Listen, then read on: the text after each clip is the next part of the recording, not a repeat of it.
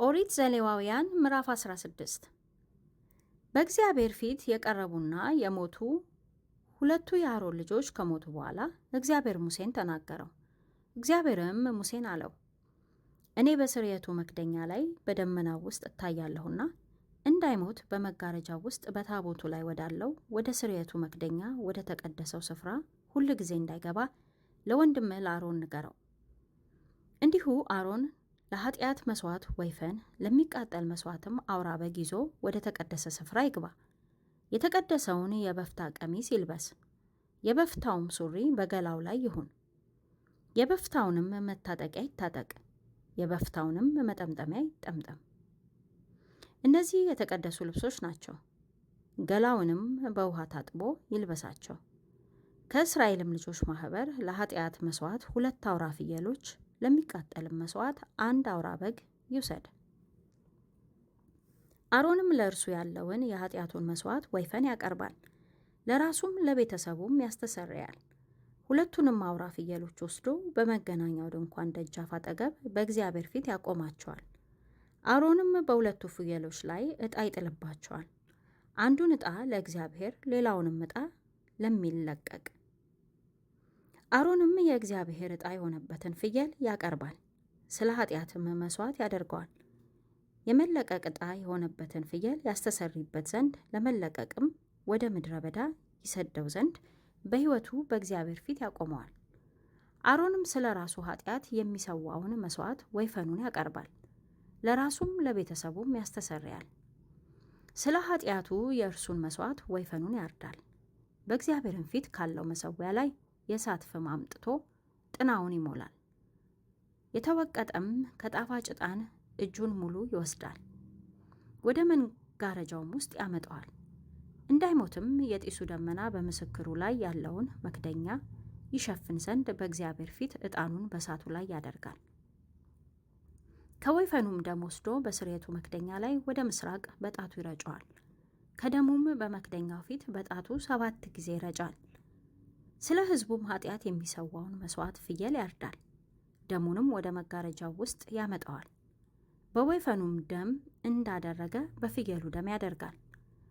በመክደኛውም ላይና ከመክደኛውም ፊት ይረጨዋል። ከእስራኤል ልጆች ርኩስነት ከመተላለፋቸውም ከኃጢአታቸውም የተነሳ ለመቅደሱ ያስተሰርይለታል። እንዲሁም በርኩስነታቸው መካከል ከእነርሱ ጋር ለኖረች ለመገናኛው ድንኳን ያደርጋል።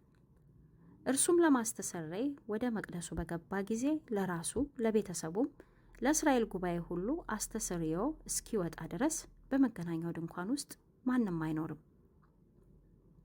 በእግዚአብሔርም ፊት ወዳለው ወደ መሠዊያ ወጥቶ ያስተሰርይለታል። ከወይፈኑም ደም ከፍየሉም ደም ወስዶ በመሠዊያው ዙሪያ ያሉትን ቀንዶች ያስነካል። ከደሙም በእርሱ ላይ 7 ጊዜ በጣቱ ይረጫል። ከእስራኤልም ልጆች ርኩስነት ያነጻዋል፣ ይቀድሰውማል። መቅደሱንም የመገናኛውንም ድንኳን መሠዊያውንም ማስተሰረይ ከፈጸመ በኋላ ሕያውን ፍየል ያቀርባል። አሮንም 2ቱን እጆቹን በሕያው ፍየል ራስ ላይ ይጭናል። በላዩም የእስራኤልን ልጆች በደል ሁሉ መተላለፋቸውንም ሁሉ ኃጢአታቸውንም ሁሉ ይናዘዛል። በፍየሉም ራስ ላይ ያሸክመዋል። በተዘጋጀው ሰውም እጅ ወደ ምድረ በዳ ይሰደዋል። ፍየሉም ኃጢአታቸውን ሁሉ ወደ በረሃ ይሸክማል። ፍየሉንም በምድረ በዳ ውስጥ ይለቀዋል። አሮንም ወደ መገናኛው ድንኳን ይገባል።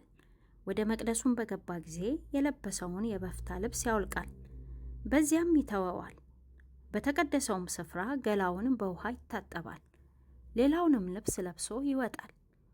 የእርሱንም የሚቃጠል መስዋዕት የሕዝቡንም የሚቃጠል መስዋዕት ያቀርባል፣ ለራሱም ለሕዝቡም ያስተሰርያል።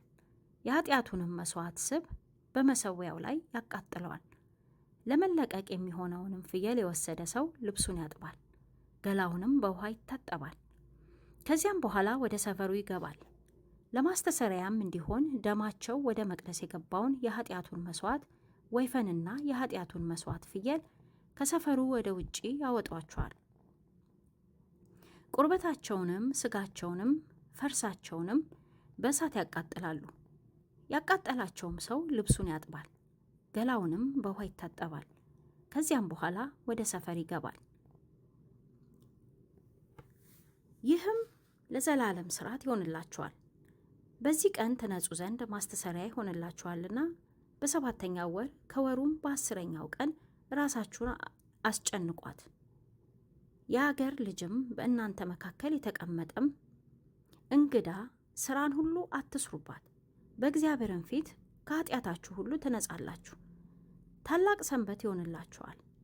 ራሳችሁንም ታዋርዳላችሁ። የዘላለም ሥርዓት ነው።